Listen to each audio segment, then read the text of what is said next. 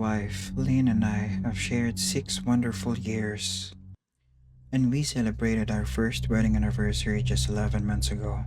For the most part, our relationship has been filled with joy and stability that I treasure. Lynn is kind, intelligent, and straightforward, qualities that I deeply admire. She has always disliked horror films, and I've respected that boundary. I remember one time we tried to watch The Shining together, but she was so terrified within minutes that we ended up turning it off, laughing about her aversion to scary movies. Things started to shift a couple of months ago though. One morning, while making coffee, I caught a glimpse of Lynn peeking at me from behind a corner. All I could see were her wide eyes and a stray strand of hair. It startled me enough to nearly spill my coffee. I chuckled, calling her a weirdo, but unease settled in my stomach. Days passed, and her strange behavior only intensified. One night, I woke up feeling thirsty and made my way to the kitchen. Suddenly, I sensed someone watching me. Turning around, I was met with Lynn's grinning face pickling up at me from behind the kitchen counter. Her expression wide in a way that chilled me.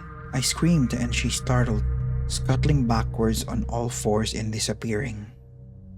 The next morning, I approached her cautiously, trying to bring it up in jest.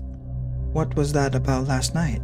Lynn frowned, confused as if she didn't recall it happening. I pointed the spot and she laughed it off, but I felt creeping sense of dread that this was anything but normal.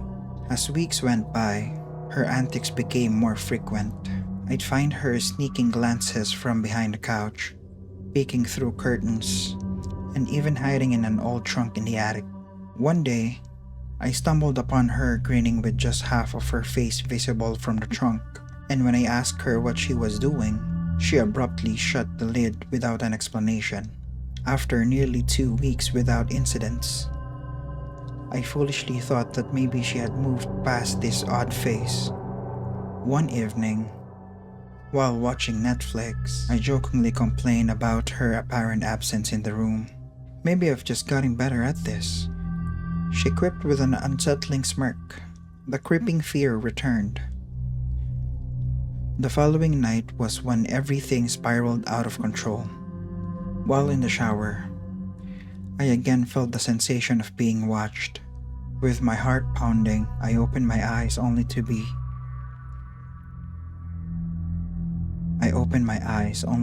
met by Lynn's twisted grin peeking from behind the shower curtain. I screamed again, slamming against the wall in panic. She just remained there, eerily silent until she suddenly retreated and disappeared. I was terrified and isolated, feeling as if I could no longer trust the world around me. After fleeing the bathroom, I jumped into bed and struggled to sleep, thinking about how we handled this growing darkness. It all felt surreal. The woman I loved seemed to have vanished, replaced by this creepy version of herself. Eventually, I confided in my friends, Chris and Rebecca, who encouraged me to face my fears. One day, I called Lynn's mother, Marianne, hoping for clarity. Instead, Marianne suggested I seek help for Lynn, but dismissed my concerns. Feeling more isolated than ever, I spent nights at Chris and Rebecca's, trying to piece together my reality. But one morning, Rebecca told me Lynn had stopped by, asking about me. My stomach dropped and I realized she could be around, lurking again.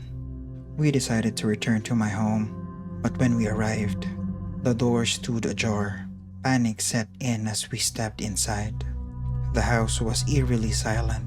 As we searched through the rooms, I came to an unsettling realization.